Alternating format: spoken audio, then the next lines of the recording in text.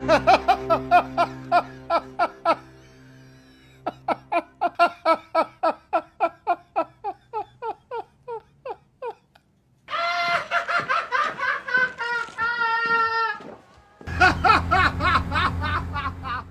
شافوا فيلم الجوكر لاحظوا هاي الحالة اللي تصير عند الجوكر، نوبات من الضحك أو البكاء أو الضحك والبكاء في آن واحد بدون ما يسيطر عليهن، وحتى هو ظهر بالباص ينطي المرأة ورقة مكتوب عليه يقول أنا مصاب بمرض. هل هذا المرض فعلا موجود بالواقع أو مجرد بالخيال والفيلم؟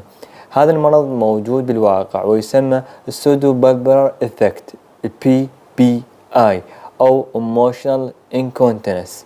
هاي الحالة Emotional Incontinence تشبه حالة أو التبول لا إرادي، بس هنا Emotional Incontinence يعني شعره ما يسيطر عليه، رأسا يبدي يضحك أو يبكي أو يضحك ويبكي بآن واحد، وتستمر لمدة من 3 دقائق إلى 5 دقائق بدون أي سبب واضح. وهذه هو